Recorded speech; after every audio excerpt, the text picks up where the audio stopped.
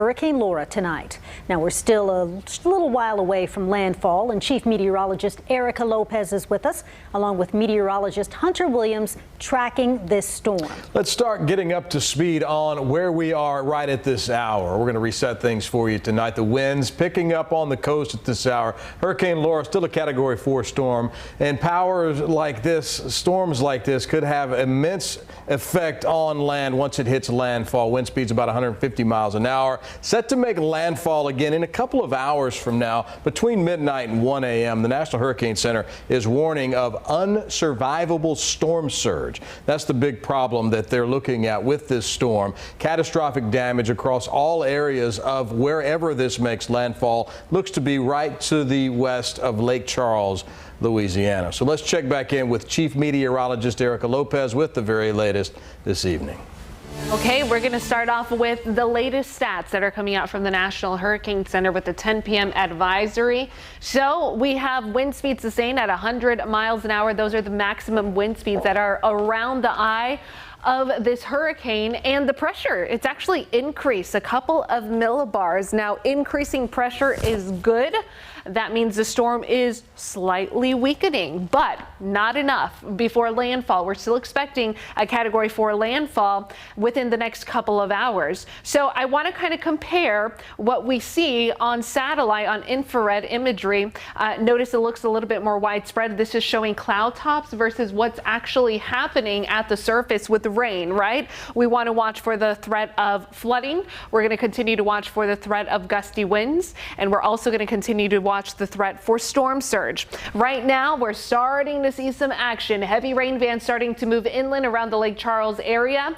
As far as the track, north-northwest at 15 miles an hour still. There's the pressure, 939 millibars. We have one active tornado warning that's in effect right now. We have had numerous tornado warnings. Yes, tornadoes are a threat when we're talking about tropical systems moving inland and making landfall. That one is in effect until 10:45. Now, a few flood warnings have been issued also, this one specifically for the Neches River, above flood stage now, and we're tracking this to be an issue, especially with the storm surge that will begin to move inland with the possibility of storm surge of up to 20 feet. So several flood warnings in effect for those areas. This is going to continue to be an issue as far as wind speeds go. We are now seeing sustained winds in the 30-mile-an-hour range, but gusts of up to 55 miles an hour. That's a strong tropical storm force wind out in the Lake Charles area, and computer models have been consistently showing that areas just in the path of this storm, which would be Lake Charles,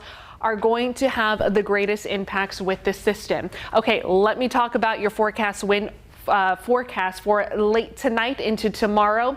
Track of the storm making landfall somewhere along the state line. Most of the computer models are showing a southwest landfall for Louisiana. That's going to continue to race north along the state line. And notice by early tomorrow morning, Lake Charles still seeing some strong winds associated with this system as it continues to race to the north. And then we're tracking Shreveport in the path of this storm, moving up to Little Rock. Again, winds are going to be a major concern, and then our second major concern will be the storm surge, where the threat of storm surge of up to 20 feet is possible for areas along the circulation and east of the circulation. Notice the western side, which is the drier side, the quieter side of a tropical system. Storm surge possible as high as about 4 feet. So again, we'll be monitoring this as we fast forward through the rest of this evening, giving you the latest updates, and also expecting landfall sometime around midnight. We'll be tracking that. So I'm going to toss things back to Quita and Brian. Thanks, Erika.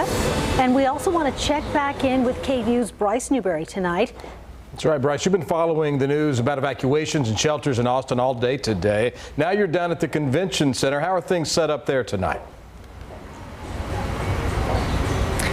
Yeah, Brian, the convention center is where people evacuating from the storm zones will be able to stay because area hotel rooms are pretty filled up. I want to show you this picture that I just took looking inside of the convention center. You can see, hopefully that's on your screen now, you can see the cots there, which we also saw crews using a tape measure just to make sure that all of those cots are spread out enough to follow the COVID-19 guidelines. So they are hoping to get this open open tonight. They are hoping that people who are still out at Circuit of the Americas can get here and stay here because they're still looking for more hotel rooms in the area. So I also want to show you this video from Circuit of the Americas earlier. There were long lines. People were waiting a long time in order to get any sort of accommodations for the night. Some people were there 7, 8 hours waiting, and some of them even ran out of gas. They had to be pushed by the Austin Fire Department. You can see in this video just how long that line extended. A lot of people who were out there that we talked to were glad to be out of the storm zone, but of course a little exhausted waiting so long to figure out where they're going to stay tonight while considering this giant storm is barreling toward their homes.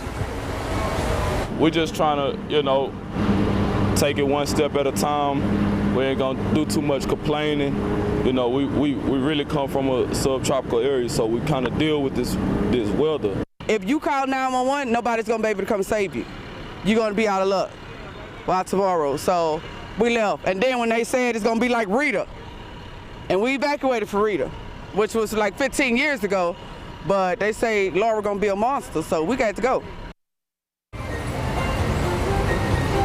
So as of this morning, Austin Travis County has about 3,000 evacuees staying in the area, filling more than 1,000 hotel rooms.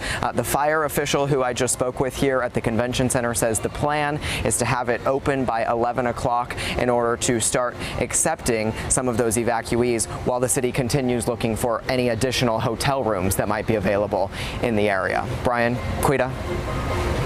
All right, thank you very much. That is our Bryce Newberry down at the Austin Convention Center where they are having evacuees go this evening.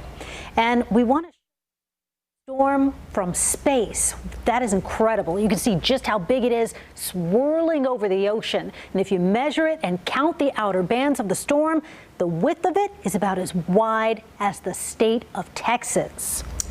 Now, the storm surge, as Erika mentioned just a bit ago, is a big concern with this storm. Let's talk about what that means. The storm surge of between 5 and 7 feet could send water into homes and businesses, even cover the roof of a car. When that reaches 7 to 12 feet, it's enough to fill the first floor of a building. 12 to 15 feet, which is what we're looking at in the main path of this storm, could put many homes underwater. 20 feet would, of course, overwhelm cities. That's how much water we're talking about there. Let's check back in now with Hunter Williams, meteorologist Hunter Williams tonight. Hunter, this storm has gained some steam over the last day or so, but it seems like it's really focused in on an area there right at the Louisiana border. Yeah, we're now probably about 2 hours away from landfall, Brian. Winds are at 150 miles per hour, as Erika was telling you with the previous update. The pressure at 939, that has actually come up a bit since that previous advisory, but still, this remains an extremely dangerous storm. We've been trying to keep this in historical perspective for everybody, so let's go over some of the high points here. Laura would be the first major hurricane to landfall in Louisiana since Rita in 2005. You heard some folks on our newscast earlier talking about their experience with that storm. Only 9 hurricanes have made landfall in the United States with winds of 150 miles per hour or higher, which are the current winds that Laura is packing. And as far as Louisiana goes, there's only been 1 hurricane with winds of 150 miles per hour. Here's a look at that list. Again, 9 of these storms landfalling in the United States. Number 1, that's the Labor Day hurricane from back in 1935, had winds of 185. As things stand now, it would be tied, Laura, that is, with the 5th place. That would be Hurricane Charlie, and then down towards number 9, that's the last island hurricane. But it's not just the wind speeds that are notable. It's the place that this storm is going to make landfall. The dots that you see here, the yellow dots, Cat 4 landfalls, the red dots, Category 5 landfalls. Notice as we zoom in here on far southwestern Louisiana, there has never been a Category 4 or 5 landfall in this area. Unfortunately, that's going to be changing here in a matter of a couple of hours. A very impressive storm. We'll be watching it very closely. Quita. Thank you, Hunter. And you know, we want to get back out to Luis De Leon, who is in North Beaumont tonight, and Beaumont, of course, is in the path of Hurricane Laura. And Luis, I know the wind is starting to pick up out there. It is, Quita. It's also actually starting to rain just a little bit. I will say, for my photographer Heikki Mustonen and I, this is probably the most consistent that we've felt an actual stronger wind over the time that we've actually been here. We are in the parking lot of Market Basket, that store that was boarded up. We brought that to you earlier. Still an empty parking lot. Just that one truck back there that's getting ready to bring out some fuel to power up some generators tomorrow after the storm passes. But we do want to break down everything that we have seen so far. We arrived at around noon yesterday, and we ended up outside of an Academy Sports and Outdoors. They closed up right at noon on Tuesday. People made the dash to get in and out of the store for last-second items, and later that day, we went to downtown Beaumont to find buses shuttling inmates back and forth from the Jefferson County Correctional Facility in South Beaumont on Highway 69 up to the Jefferson County Jail. They made that move, hundreds of inmates, by the way, and the sheriff told us that it was much more stable to bring people into town because that correctional facility they were transferring from was from south of Beaumont. But overall, they felt that the building in town was much safer for the inmates and employees overall. Take a listen. We don't want, anything to happen at the facility, first of all, that might jeopardize the safety of the community. First, if there's a breach in the jail.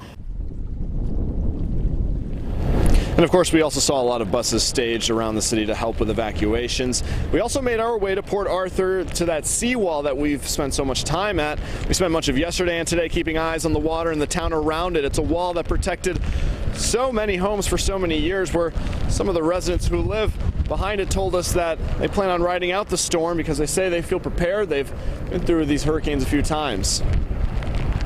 I mean, I think on this one it's just going to be more of a wind event, but who knows, you know what I mean? We always got to be nervous because you don't know what's going to happen with the hurricane. The category keeps changing randomly. We really don't know what to expect.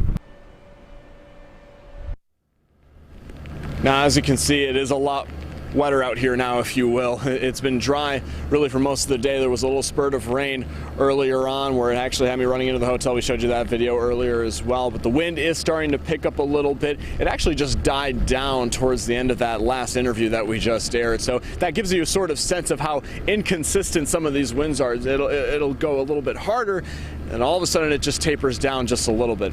But the rain is starting to come down. We're going to be out here throughout the night to show you some of the sights and sounds of this storm. So for now, reporting in Beaumont, Luis De Leon, KVUE News. Hey, Luis, you've talked about the evacuations. You've seen people leaving there in Beaumont and in Port Arthur. What is it like now there? You mentioned there's not a whole lot going on around you. Have you seen first responders? Have you seen people around, or is it pretty much deserted for the most part? So, Brian, it's pretty much deserted for the most part, but those are the people that we will see walking around are those first responders. With the exception, we were downtown in Beaumont earlier this afternoon. We were coming to you live from there. We did actually see one group of people that was just walking around. It was actually the largest group of people that we've seen just simply walking around, almost looking like nothing was going on. But they were there because they were actually hunkering down. They were from the city of Orange, which is not far from here. They're hunkering down in a hotel near that area. But yeah, so far it has been empty everywhere that we have gone. We really have tried to continue finding more people to kind of share their stories, but that's also sort of a good thing because a lot of residents have heeded the warnings and gotten out of Beaumont and Port Arthur. That is good to know. They heeded the warnings. Thank you, Luis. Stay safe out there. And we're going to take one more look outside tonight as we track Hurricane Laura's approach to the coast. Now, we're still a couple of hours from it hitting land. You can see out there, not a person to be seen. It is just deserted right now. And Chief Meteorologist Erika Lopez and Meteorologist Hunter Williams both here keeping a close eye on things tonight. We'll have another update on the storm's track when we come back.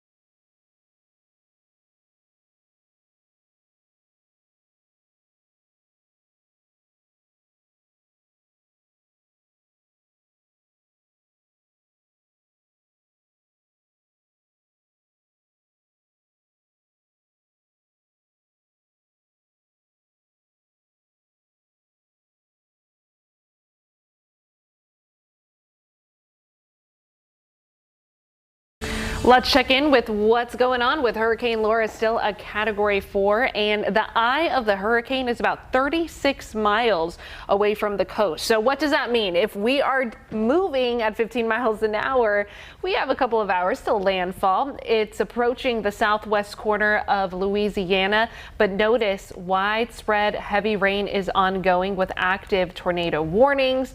Also a tornado watch that's in effect until tomorrow morning, but notice how far inland that flash flood warning is in effect. It continues to move all the way up north into Arkansas, so that's why we're expecting flash flooding concerns if you're in the path of this storm.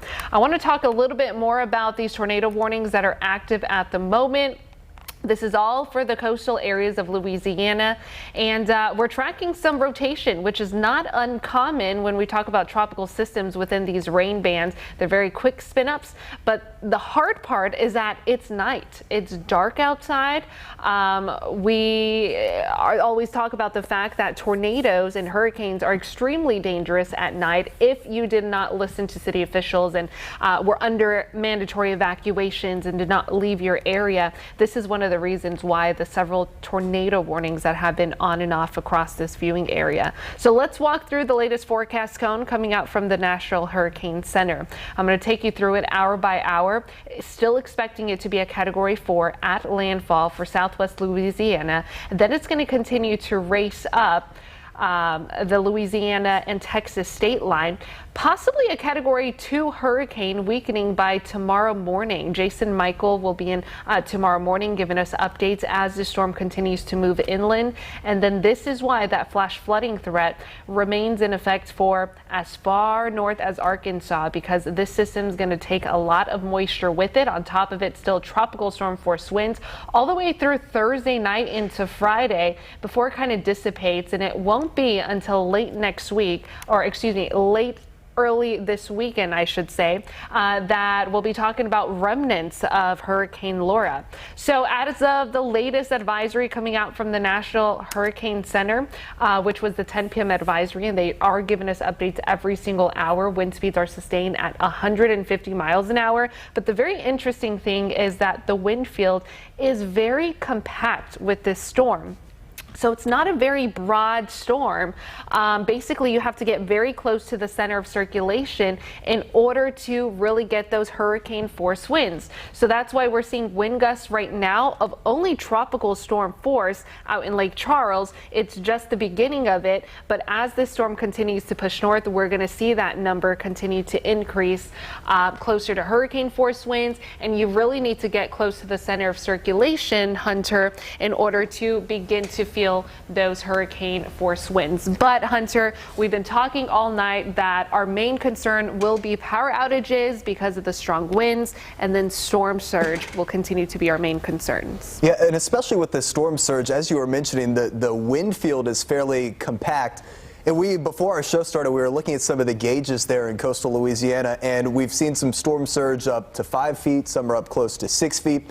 But because the core of the winds, Erika, are still offshore, it's really not going to get to peak surge until the core of those strongest winds in the core of the center pulls in closer to shore. And what you're looking at your screen is in the pink where the storm surge warnings have been posted.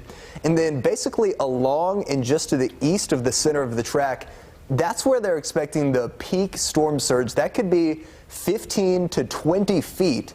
I mean, think about that. That could submerge homes, and not only immediately along the coast, but because of the terrain and the topography here, this could inundate up to 30 miles inland. So we talk a lot about the category and the wind speed and the pressure, but that's not the only factor with these storms. In fact, sometimes the wind can be the secondary factor, and oftentimes it is the storm surge that can create the most issues, and that is likely going to be the case with this storm. Despite the fact that it has winds up to 150 miles per hour, you can hide from winds from the water. You got to run away.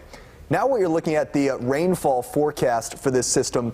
One of the perks of this storm moving fairly fast, at least for a tropical system, we've seen it moving anywhere between 15 and 17 miles per hour, is it's not a Harvey type storm. Again, not to compare them storm by storm, but it's not going to be that type of situation where it sits and it stalls and it dumps rain over the same areas.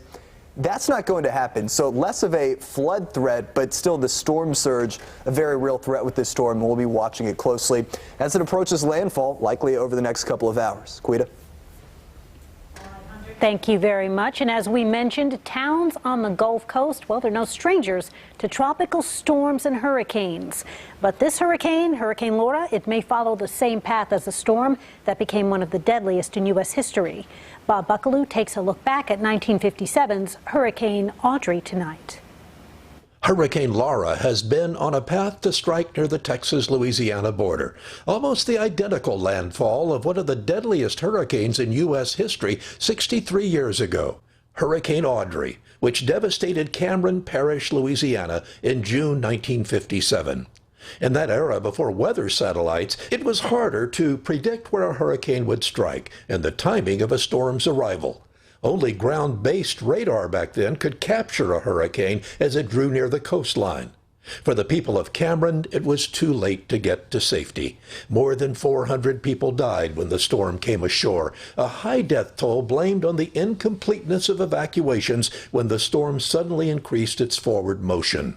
Weather historians also blame a lack of urgency in the warnings that were issued, and even blamed local politicians for editing weather bulletins before they were broadcast to minimize the severity of the approaching storm. So many lessons learned from the tragedy of Hurricane Audrey. And with the advances in forecast technology today, we now have days and sometimes weeks to follow the path of a hurricane and to make preparations before time runs out. Bob Buckaloo, KVUE News. Well, there are definitely no words being cut from the evacuation warnings that were out earlier today and yesterday. We're taking another live look at the coast tonight. It is dark out there, but the wind and the waves, they are starting to pick up a bit. And we'll take another look at this storm's path and what the conditions look like out there when we come back.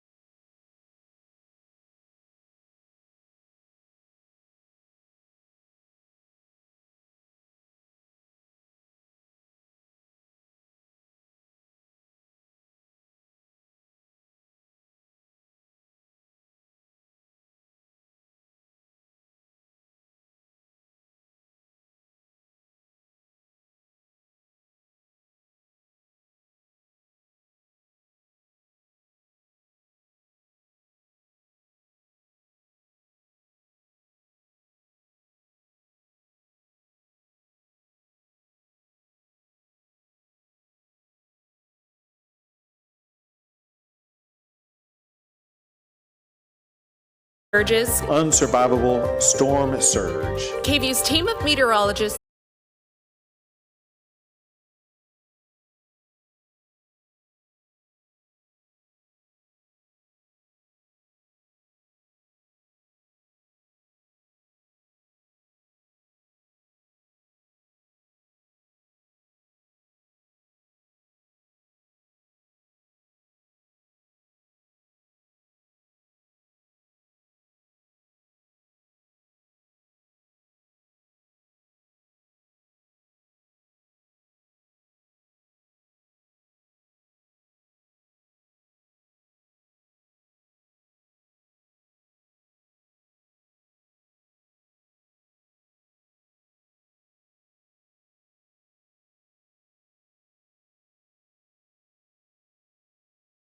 At 10, another live look here at the coast on this Wednesday night. Hurricane Laura, of course, headed straight for right at the border of Texas and Louisiana. This is, I believe, Galveston, which is going to be lucky in this way. That's on the west side of that storm, so there's not going to be as much storm surge there. There's not going to be the heavy winds and rainfall that they were expecting in Galveston and the Houston area. So that's a bit of good news there as we head into the overnight hours. Quita. It's definitely good news, Brian. And you know what? Let's check back in with Chief Meteorologist meteorologist Erika Lopez and meteorologist Hunter Williams to track the storm. Hopefully they have some good news for us about the storm tonight.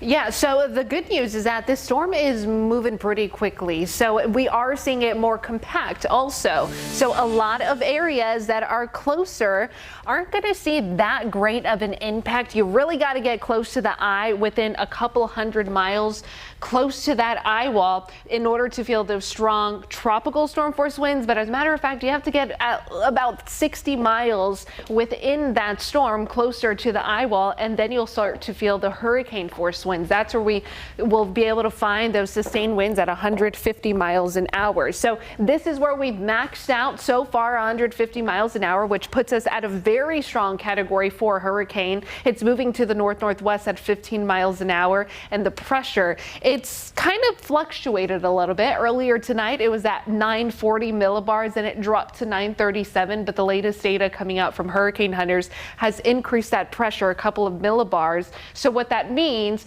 is that it has weakened in strength just a little bit, not enough to really change the sustained winds, and that's typical with these storms. They go through cycles of weakening and re-strengthening, but the good news is that once it makes landfall, we're going to talk about this storm deteriorating very rapidly. It's not going to have the warm Gulf of Mexico waters to fuel these storms. Expecting landfall late tonight, still close to the Texas line, the state line of Texas and Louisiana, as a Category 4 major hurricane. And the biggest threats we're concerned about tonight will be the storm surge and the winds. The reason why our flooding threat is not major, it is going to happen. We already have flood warnings ongoing. We already have rivers and bayous that will begin to flood, but it could have been worse if this storm wasn't moving at 15 miles an hour. So notice the heaviest of the rain bands now starting to creep on in, as the eye wall is about 35 miles off of the coast. Once this eye wall begins to move inland, we'll be talking about a landfall as a Category 4 hurricane. These red polygons, those are tornado warnings that are ongoing right now for southern Louisiana. So rotation within these rain bands, very common, and it is going to be a threat. These tornado warnings are active until about 11:15 tonight. Here's a look at some of the first flood warnings that are popping up because of rivers that are at or above their flood stage already. And we still have to talk about not only rain that's going to continue to move in, but also the storm surge. And on top of that, once the system starts to push northward, any rain that will trickle down is just going to add insult to injury within these rivers and bayous that are already at or above their flood stage. So current winds right now, we're checking in with as far as Lake Charles goes, which is just ahead of the eye of this storm. 61-mile-an-hour winds puts it as a strong tropical storm force wind gust. The sustained winds are now at tropical storm force already. That's the first time I've seen someone with sustained winds at tropical storm force, but needless to say, we have hurricane warnings that extend all the way almost up to the northern border of Louisiana. And then this is why you can never just focus on the cone. The cone is a forecast for the eye, but we have tropical storm force winds that could extend a couple hundred miles away from that eye, Hunter, as it continues to travel northward. Yeah, and as we're now getting within probably a couple of hours of our landfall, I want to continue to show you some of the historical perspective on this storm. So we've showed you that the pressure is now at 939 millibars, and I know the pressure can be kind of confusing. All you need to know, a lower pressure equals a stronger storm. So let's compare this to some other very notable hurricanes that have made landfall in Louisiana. These three storms, each with a lower pressure than Laura currently has. Hurricane Rita, we've talked a lot about Rita today, had pressure at 937. Laura, with the earlier updates, was down to 937. It's now ticked up a little bit. 934, the last island hurricane, that was way back in history. Then Hurricane Katrina, all of us know about that one, had a pressure of 920 millibars. We continue to highlight the threat for storm surge with this system. 15 to 20 feet of storm surge will be possible for parts of coastal Louisiana, along the core and just to the east. But why is that the area that sees the biggest concern with the storm surge? Well, that's because that's where you get the biggest onshore push of wind based on the way that these systems are rotating. Remember, a hurricane is just low pressure over water, so you get that same counterclockwise motion. So where the center is moving onshore and for areas just to the east, you see these arrows here?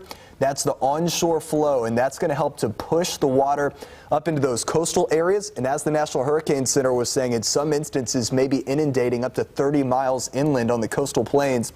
Meanwhile, on the western side of that storm, yeah, your winds are in the offshore direction typically, and that means you don't have that same push of water heading up towards the coastline. But nonetheless, we are, again, probably a couple of hours now away from landfall. It's a high-end Cat 4 with winds of 150 miles per hour.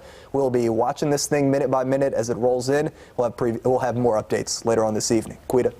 All right, thank you, Hunter. And you know what? Let's take another live look outside tonight. Back in Galveston as we track Hurricane Laura approaching the coast. And we are still, as Hunter said, a couple of hours away from the eye wall hitting land. And in Galveston, they are actually hopefully going to be a little bit lucky. It looks like the storm's not going to hit there very hard, if at all. That's right, Chief Meteorologist Erika Lopez, Hunter Williams. They're both here keeping a close eye on things tonight. We'll have more from them coming up in just a bit. Time for a quick break. Stay with us. More to come here on the News at 10.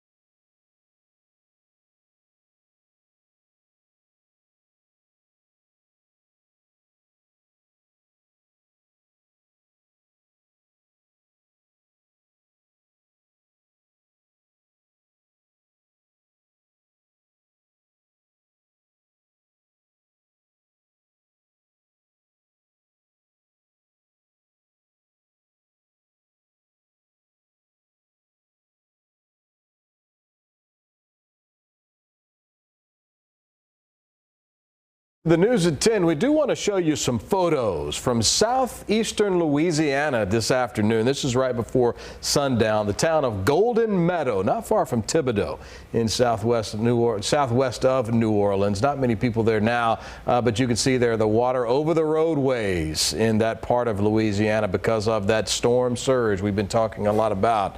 Not a whole lot of rain there at this point, but that surge, this push of water up to the coast and up through that marshland covering the roadways there in southeast Louisiana. Again, this is an area just southwest of New Orleans, not far from Thibodaux, if you've ever been to that part. It's kind of near the toe of the boot, Quita, as you look at Louisiana. The toe of the boot, you say? That's right. I've been to the toe of the boot. Go ahead, after you, please. Well, I was just going to check back in with KVUE's Bryce Newberry tonight. He's at the Austin Convention Center, and crews have been getting ready to turn that into a shelter for evacuees. As a matter of fact, I think that's already been done. Is that right, Bryce? Yeah, Quita, so there were a few fire trucks parked behind us when we checked in with you earlier. Those fire trucks actually just left, but they were part of the crews inside helping to get things organized and set up here at the convention center. Like I mentioned earlier in the show, we saw them inside there, Red Cross volunteers also using tape measures just to make sure that the cots that they've set up are following the proper COVID-19 distancing guidelines. So the goal for the city was to get this convention center open for evacuees by 11 o'clock. We haven't seen any start showing up out here just yet, but again, the plan was shooting for 11 o'clock. Hey, Bryce, you've been able to take a look inside there of the convention center, and we do know that they were staging this to be more of an overflow for COVID-19 patients, were there to be many that needed to go somewhere. Is that what they're using now for this shelter? Is it the same area?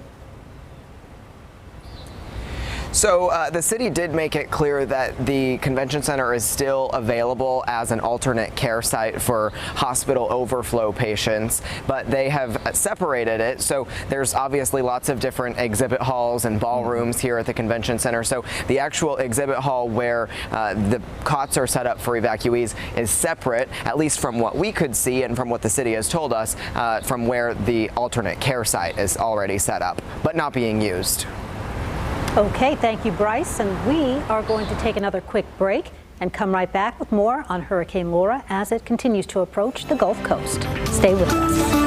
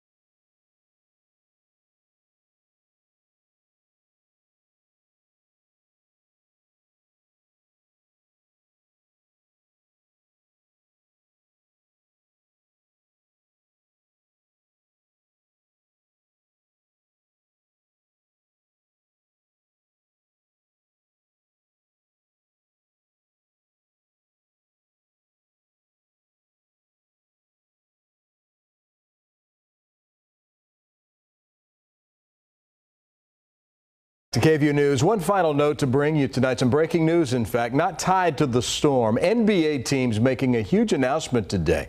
Here's Sports Director Jeff Jones and sports reporter Jake Garcia. Guys, as you can see, we're doing things in sports a little differently tonight. We're giving you a backyard conversation is what I like to call it. He's Jake Garcia, I'm Jeff Jones, and the reason we're doing things like this in a very conversational style is because there's plenty to talk about in the sports world. Jake, 3 NBA playoff games, 3 WNBA games, and at least